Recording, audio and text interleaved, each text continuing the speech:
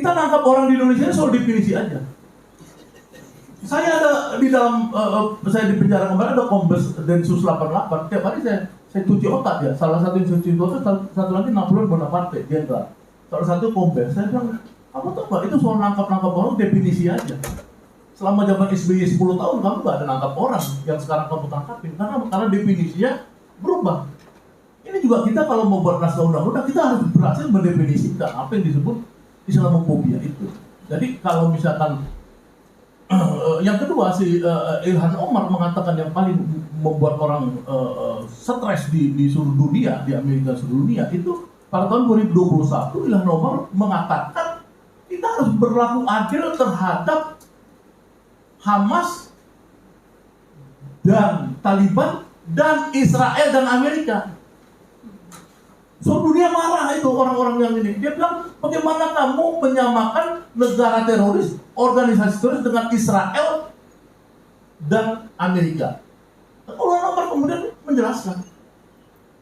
Dia menjelaskan dan dia bisa menjelaskan sehingga akhirnya apa? Akhirnya Ilhan Omar ini ya didukung oleh partainya sendiri. Pertama dihajar oleh Yahudi di dalam Partai Demokrat, tapi terakhir dia berhasil mengusung undang-undang anti Islamophobia di Amerika.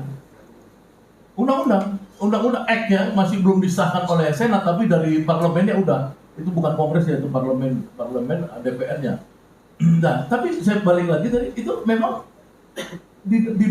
si Ilhan Omar sudah melihat bahwa there has been a staggering rise in incident of violent Islamophobia. Jadi dia melihat di seluruh dunia ini memang sudah terjadi kekerasan terhadap Islam.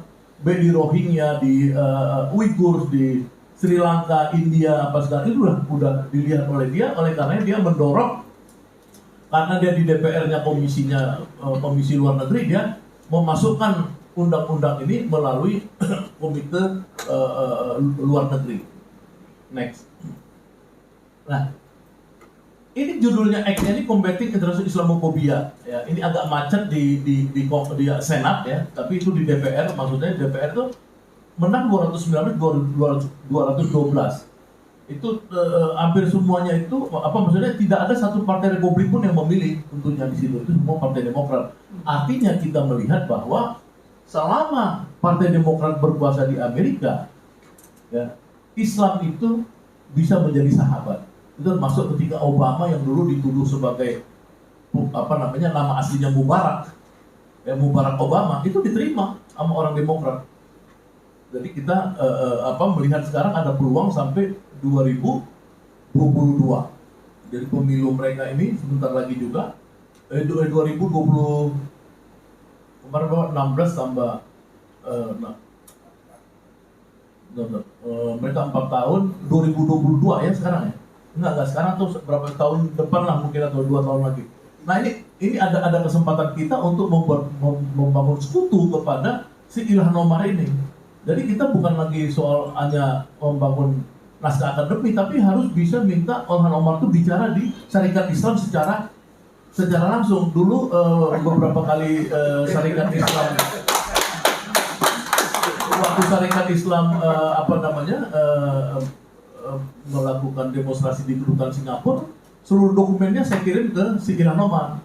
Ya, melalui teman saya di Atlanta, di Georgia, dia langsung kirim semua demo-demo teman-teman Syarikat Islam yang ada di kedutaan Singapura. Itu saya kirim ke Ilhan Omar, nanti kita update terus Ilhan Omar. Jadi teman-teman Syarikat Islam yang pionir di dalam isu Islamophobia ini, mudah-mudahan bukan hanya di dalam negeri, tapi juga ke Ilhan Omar dan kawan-kawan ini mempunyai suatu connecting. Nah, arah definisinya, jadi di dalam kritik yang berkembang sekarang, baik dari Partai Republik maupun kelompok-kelompok yang orientasinya tidak mendukung, itu mereka masih bingung soal definisi Islamophobia ini. Karena memang dalam Act itu, dalam undang-undang ini belum jelas. Tapi itu ada digambarkan di dalam arahnya itu seperti yang saya sebut di ABCDE di depan itu. Jadi bentuk physical violence ya, kekerasan, harassment Muslim people. Ini saya kutip dari rancangan naskah undang-undang yang ada dibawa oleh si Ilhan Omar itu. Kemudian propaganda. Nah ini yang paling banyak di Indonesia nih. propaganda ini, mempromosikan anti Islam ini paling gesit sekarang di Indonesia, ya. Secara sengaja, misalkan ketika Denny Siregar bilang santri-santri kecil itu calon teroris, itu ngeri itu betul-betul itu harusnya disidang, betul-betul dihukum apa gitu loh. Ya, karena itu memang ini unsurnya itu kena gitu, bukan lagi orang yang slip of tongue atau orang ikut-ikutan, itu memang sengaja. Masa anak-anak kecil santri dituduh sebagai calon teroris. Dan kemudian the action is taken by the government. Jadi yang paling ngeri ini kan state act of terror. Jadi bukan individu, jadi negara ini jadi negara teroris. Ya kan, negara yang menteror rakyatnya. Negara digunakan untuk menangkap-nangkapin orang, membunuh ulama, membunuh di kilometer 50. Itu nggak masuk akal saya. Saya di penjara di zaman Soeharto 3 kali saya. 3 kali, sekali di Laksusda, 2 kasus lagi waktu saya pemimpin mahasiswa ITB dan Bandung bersama Ferry Juliantono. Ya, Ferry nggak masuk penjara karena waktu itu belum cukup umur. Nah, tapi saya nggak melihat bahwa dulu itu sampai sejelek sekarang ini. Ini betul-betul buruk gitu loh, membunuh orang itu ya. Ini masih yang melahirkan generasi aktivis seperti saya ya di Bandung ya, itu ini kesaksian saya, Mas Ibong. Saya di penjara tapi saya nggak pernah melihat seburuk ini. Nembak orang enak aja, 4 orang 6 orang di laser ditembak, itu proses gila. Karena kalau nembak orang dalam keadaan bisa kan memang betul-betul bawa senjata perang, itu buat saya oke gitu kan, namanya senjata loh. Ini enggak, dan nggak dihukum lagi penembaknya itu. Ini sinting gitu loh. Nah ini serius. Ini bangsa ini udah bangsa yang dalam konteks Islamophobia ini udah keterlaluan menurut saya. Nggak bisa ya nangkap orang sembarangan. Nggak mungkin. Orang namanya yang paling di dunia ini paling bengis, paling kejam itu namanya Putin. Dan Putin tuh nggak nangkap musuh politiknya itu dengan cara paling kotor seperti Indonesia. Putin tuh menangkap lawan politiknya itu karena ada soal pajak. Itu orang nggak bayar pajak, dia ditangkap, ada perkaranya. Nangkap Habib Rizik, Pak. Pasalnya apa nangkap Habib Rizik? Nggak ada pasalnya. Bikin resepsi ditangkap, itu kan gila coba. Udah bayar denda 50 juta. Maksud ini yang sebenarnya kita harus memang betul-betul ini melihat bahwa sekarang itu the actions taken by the government.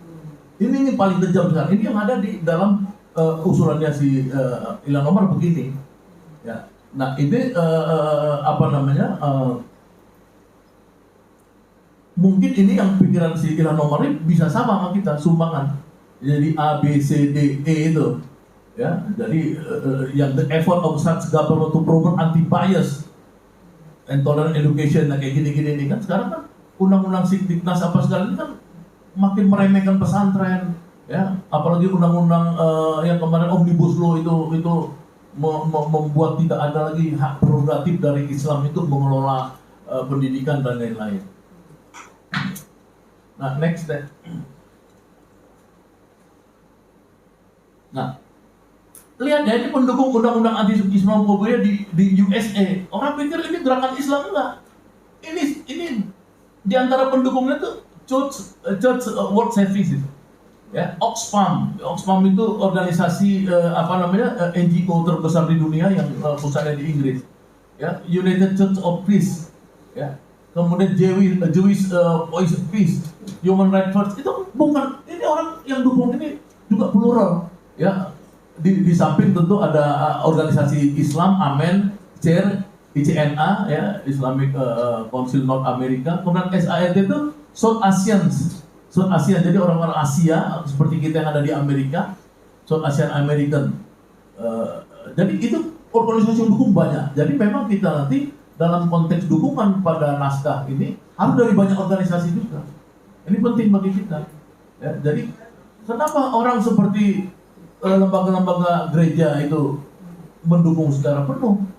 Ya, karena mereka ini memang bisa kita ajak dialog. Memang benar ada penjajahan terhadap Islam di Amerika dan di dunia itu kan, karena naskahnya itu sebelum mereka endorse itu mereka membaca pikiran si Ilhan Omar itu. Bahkan lembaga organisasi Yahudi itu. Next. Nah kemudian supaya kita tahu bahwa pikiran Ilhan Omar inilah yang kemudian diadopsi oleh PBB ini. Ilhan Omar itu 14 Desember, kemudian PBB mengadopsinya ya di 15 Maret. Jadi judulnya juga sama, combating Islamophobia. Kalau PBB usulan Pakistan. Pakistan. Iya, tapi menurut saya walaupun itu jalurnya Pakistan, gini Pak, saya itu kan orang politik ya. Saya tahu Imran Khan ini kan anteknya Cina. Ya, jadi itu yang ini semua ini produknya Amerika, tentu ada politiknya. Jadi kita nggak melihat ini gratis. Ini bukan gratis. Ini semua yang terjadi ini kan Amerika butuh Islam melawan Cina dan Rusia. Memang saya baca pidatonya duta besar Pakistan di PBB. Ya, tapi behind the story ini adalah produk daripada Partai Demokrat Amerika. Keyakinan saya, silakan dibantah, tapi keyakinan saya karena PBB itu adalah tangan kanan dari Amerika, ya, maka ini karena Amerika kesulitan untuk di senatnya itu dapat dukungan, maka dia meledakkan itu di Kanada dulu. Maka PM Kanada itu Trudeau langsung buat statement anti Islamophobia. Kemudian beberapa negara di Eropa baru masuk di PBB ini. Itu bayangan saya tentang ininya. Nah, next. Nah, Islamophobia di Indonesia, kita singkat aja yang saya buat 8 tahap. Ya, ini Mas Ibong ini sebagai anak pendiri Republik Indonesia nanti bisa melihat kesaksian langsung dari cerita-cerita Bapak ya. Tahap 1 itu masa kolonial di mana pemerintah kolonial menuduh dan menstigma Islam sebagai ajaran bodoh, superstisi, takyur, boleh dibunuh. Boleh dibunuh tuh di buku saya ini. Soekarno itu mengadopsi beberapa pikiran-pikiran orang. Di sini ada 80 tokoh di dalam Indonesia Menggugat. Salah satunya itu tokoh Belanda itu bilang itu bisa dibunuh orang-orang Islam itu. Karena orang Islam ini memang tidak bisa dimodernisasi dan lain-lain, tahayul dan lain-lain. Jadi ini sampai begitu. Apalagi zaman waktu Belanda itu dikuasai oleh partai Church Reformation. Reformasi gereja waktu itu. Nah, pada masa kolonial ini juga kita melihat Soekarno itu meyakini sebenarnya yang bisa melakukan ideologi perjuangan itu cuma 3, Islamisme, Marxisme, dan nasionalisme. Jadi sebenarnya kalau kita merujuk ini kepada siapa? Kalau misalkan Jokowi, Megawati, dan semua orang bilang Pancasila itu 1 Juli karena Soekarno 1 Juli sebagai simbol, inilah otak Soekarno aslinya. Otak Soekarno nggak lari dari sini. Islamisme, Marxisme, dan nasionalisme. Nah, nasionalisme ini kan bukan ajaran, dia cuma reaksi terhadap kolonialisme. Dia bukan ajaran. Semua negara itu istilah nasionalisme muncul pada saat kolonialisme. Sebelum itu nggak ada. Misalkan di Prancis dia nggak kenal nasionalisme, dia kenalnya kebebasan, freedom, melawan raja, karena raja kingdom. Nah ini temanya. Tapi yang tema asli ajaran itu kan cuma 2. Islamisme sama Marxisme. Jadi kalau orang itu benci Islam, maka orang itu Marxis atau dia ini adalah kapitalis. Karena sekarang dia menguasai Indonesia ini kan cuma, kalau kata si Surya Paloh ini, negara kita ini negara kapitalis dan sangat liberal. Itu ngomong Surya Paloh, stakeholder daripada rejim Jokowi. Jadi maksud saya itu, ini nggak bisa. Kalau orang bilang ini bertentangan dengan Pancasila, bertentangannya di mana kita tanya?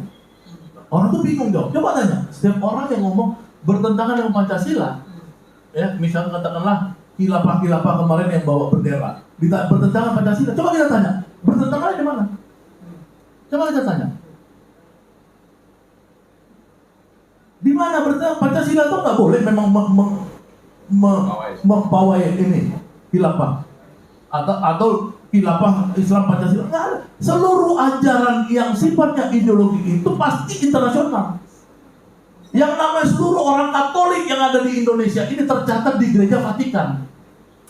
Yang kawin tidak bisa cerai di Indonesia ini orang Katolik karena mereka tuh terikat dengan Vatikan dan izinnya. Teman-teman saya ngalamin, mau cerai nggak bisa. Itu kan internasional.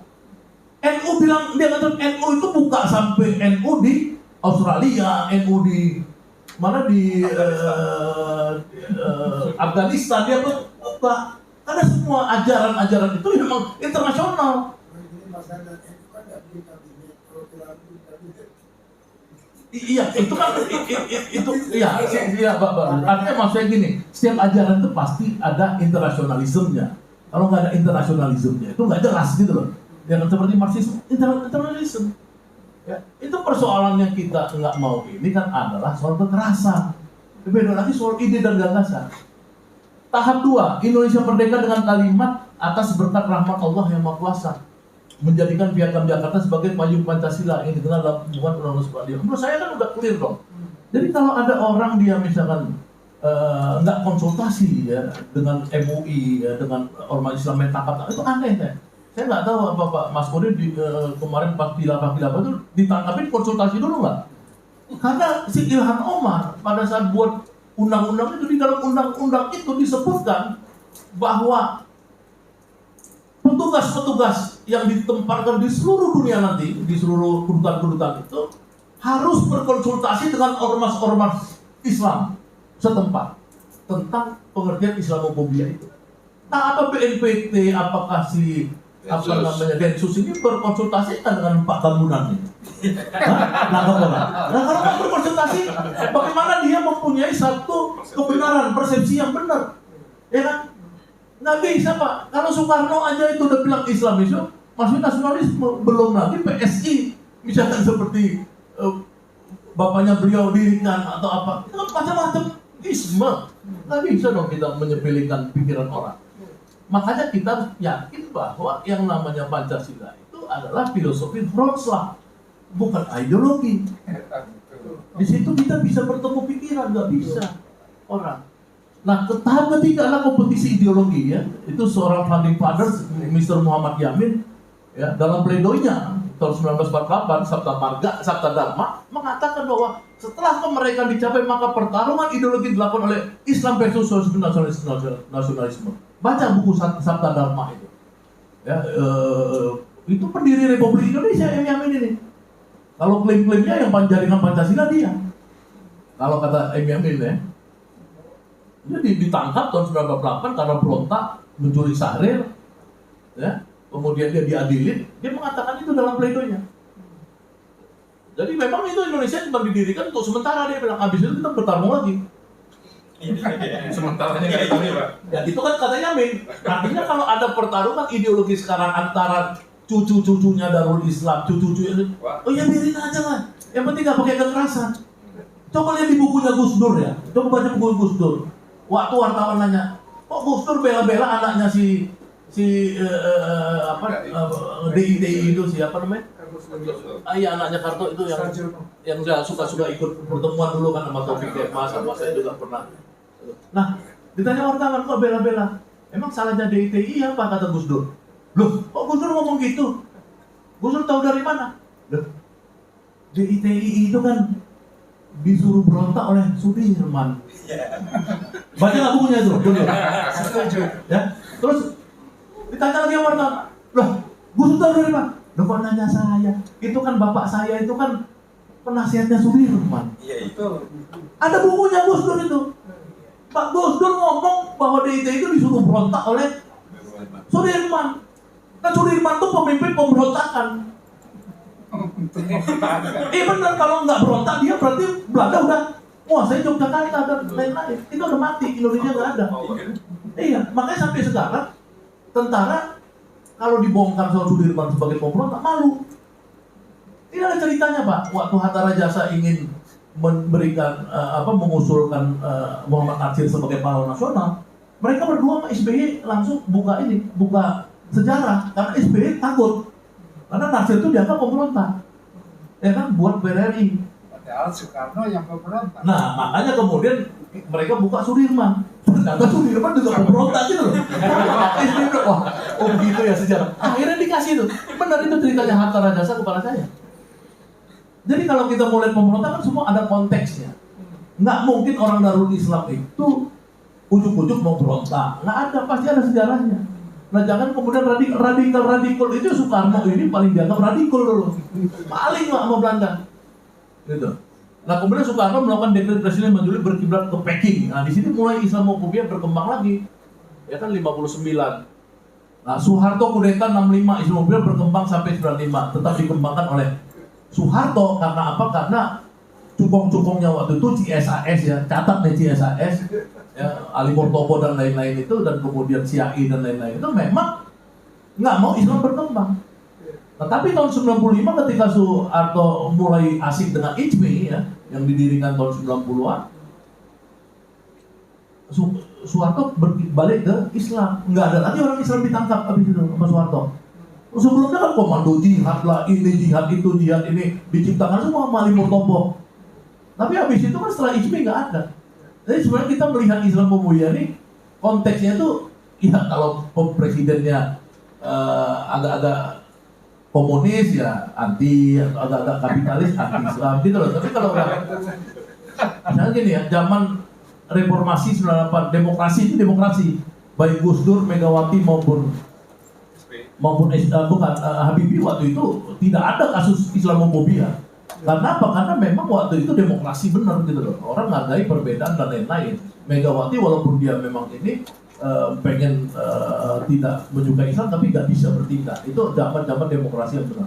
Nah zaman SBY Islam diterima secara luas dalam berbagai kebijakan. Di sini nggak pernah ada HTI memberontak, dituduh memberontak, FPI dituduh. FPI kasus dia pemukulan Ahmadiyah yang di mana di Monas itu ditangkap karena pemukulannya, bukan FPI sebagai ajaran kekerasan, nggak ada. FPI itu vandalisme, bukan awal-awalnya ya, vandalisme bukan kekerasan, nggak ada kekerasan kalau menurut saya. Nah kenapa dibubarin? Karena sekarang ini mereka ya itu tahun era Jokowi inilah Islamofobia muncul secara luar biasa. Nah yang kita bisa catat misalkan pembunuhan Laskar FPI saya bilang tadi, ini udah nggak benar. Penjara ulama, monopoli tentang tafsir ideologis atas ekstremisme, radikalisme dan terorisme. Ini kan dimonopoli tafsirnya. Mana bisa tafsir radikalisme, ekstremisme, terorisme ditafsirkan oleh? Nggak bisa. Saya bilang sama orang-orang, nggak mungkin HTI di Indonesia ini bisa jadi radikal. Kenapa kan? Ya karena pemimpin orang Jawa. Sorry ya, ini beda kalau orang Arab. Kalau Arab memang, ya kalau misalnya di Arab, maksudnya di Arab, di Timur Tengah itu memang, kalau kita lihat di film-film tuh memang ngeri kan, orang-orang Arab ini memang petarungnya. Kalau orang Jawa kan harmoni. Kan dikit-dikit harmoni. Ya lihat aja Pak, orang Batak kayak baru satu luhur aja orang udah stres semua Pak. Baru satu luhur tuh Pak. Belum 10 ya kan. Luhur satu orang stres, DPR stres. Oh Bapak ngapa senyum Pak? Hah? Iya makanya gitu loh katanya. Beliau nanti orang Batak beliau. Ya tahu gitu loh Pak. Artinya gini, nggak percaya saya Pak ya. Saya kan kenal lama sekali sama Ismail Yusanto. Ya kan, gimana orang kayak Ismail Yusanto dan kawan-kawan saya berapa kali diundang nanti? Nggak ada lah Pak. Yang paling radikal di Indonesia itu ya di ITB dulu saya Pak. Jadi kalau ada anak seluruh Indonesia zaman saya tahun 80-an, mungkin saya paling radikal Pak. Bener. Nggak ada, boleh dicek lah ke teman-teman 78. 80-an tuh yang gerakan Indonesia, salah satunya saya. Kalau dari apa? 70-an Pak, saya ini 80-an waktu Soeharto udah menerapkan NKKBKK Pak. Kalau dari Madi generasi beliau ini Pak, generasi Pak Ibong. Nah saya paling radikal, jadi saya melihat orang di Masjid Salman, di Mesir, nggak ada yang radikal kok. Lemah lembut. Ini makanya ini salah tafsir ini proyek semua. Udahlah, proyek radikalisasi. Nah, cuma Amerikanya sudah berhenti, sekarang malah balik mau proyek anti Islamofobia. Ya kan, ini kan karena kayak ular tuh Pak, kalau panjang ekornya masih gitu Pak, baru kepalanya udah belok kanan, ini masih di kiri ya. Kacau nih yang aparat-aparat di Indonesia nih, nggak ngerti dunia udah berubah. Nah, kedua mendukung upaya-upaya kelompok anti-Islam untuk membenci Islam, ya, tampil secara dominan di ruang publik, seperti yang model-model Denny Siregar, si apa namanya inilah si Abu Janda apa segala. Ini nggak boleh dipelihara gitu loh. Kita harus membiasakan orang politik itu yang tumbuh berkembang. Nggak boleh orang nggak ngerti pendidikan politik, tidak dari organisasi syarikat Islam, tidak dari mana-mana, tiba-tiba muncul. Dia nggak punya pengetahuan politik. Nggak boleh, Pak. Ini harus dimasukkan nanti dalam pengantar naskah. Kita harus serius dengan ini, nggak bisa. Jadi kalau memang orang mau anti-Islam, ya anti-Islam lah secara benar gitu loh. Anti-Islam. Dia maksudnya argumen gitu loh. Argumen aja. Kita senang aja lihat orang yang argumen anti-Islam, nggak apa-apa. Tapi jangan model Denny Siregar yang nggak pernah sekolahnya di mana gitu loh. Nggak pernah aktivis. Ya si Abu Janda nggak pernah aktivis, nggak pernah ini. Ya saya kan 35 tahun jadi aktivis, Pak. Sampai sekarang kacau gitu. Nah, ketiga, membiarkan keberlangsungan konglomerasi pada segelintir elit non Muslim ini bahaya. Saya Yusuf Kala berkali-kali ngomong, cuman nggak ada yang mengamplifier. Ini karena apa? Karena ini sebenarnya ini mereka berperan besar. Misalnya kayak sekarang saya baru ketemu teman saya duta besar Birma, masih duta besar, dia cuti. Dia undang saya kemarin makan, dia bilang ada satu konglomerat pemilik kawasan industri terbesar di Indonesia. Ya, lobby dia. Dia profesor juga. Itulah kalau bisa kita ke depan dukung capres yang sama dengan Jokowi lah. Jadi mereka tuh kepala dia tuh ini konglo ini pengen tetap berkuasa gitu. Cari pion. Gitu. Dia nggak kalau di Amerika itu orang itu main, Pak, seluruh konglo di sana, tapi main berdasarkan isu. Misalkan dia pencinta lingkungan atau pencinta gay atau mereka memang uang berdasarkan itu gitu loh. Bukan ini sekarang mau kontrol Indonesia. Nah kemudian keempat, tidak mampu atau tidak menjembatani dialog. Ini dialog nasional antara Islam dan non Islam ini sampai sekarang nggak pernah terjadi. Bahkan 2017 setahu saya Wiranto itu udah mengumumkan ya akan membentuk badan BPIP dan Badan Kerukunan Nasional 2017 Januari. Tapi kemudian nggak jadi lagi. Kenapa? Karena mereka memang senang perpecahan ini. Dan kita harus melawan mereka karena mereka ini memang membuat pecah belah dan kuasai DPD dan MPR. Pak Sadam, kalau Pak Peri agak takut digoreng sama aktivis. Oh iya Pak, ini habis Pak. Ini kan sekarang kan saya buatnya cuma ini kan terakhir kan. Ini. Nah ini terakhirnya. Jadi rekonsiliasi nasional karena tadi saya diminta untuk tema yang ini yang ada fokus ke arah persatuan. Ya ini kalau memang mereka mau melakukan rekonsiliasi nasional, ya mereka harus membuka diri karena mereka yang mengelola negara sekarang. Ya. Jadikan itu Pancasila sebagai filosofi Nusra, jangan menjadi tafsir tunggal. Ya. Kemudian bentuk yang kemarin dihapus itu komite atau apa institusinya. Tahanan politik dihapuskan, nggak boleh ada tahanan politik. Selama zaman SBY nggak ada tahanan politik. 10 tahun SBY nggak ada tahanan politik. Zaman Habibie, saya ikut Habibie dulu, yang kita bebaskan semua tahanan politik. Nggak ada satu pun tahanan politik, termasuk Dita Indasari, Budiman Sujatmiko, Andi Arief, orang-orang yang dituduh kiri, semua kita bebasin tahanan politik. Nggak ada, karena kalau kita mau demokrasi nggak boleh ada tahanan politik.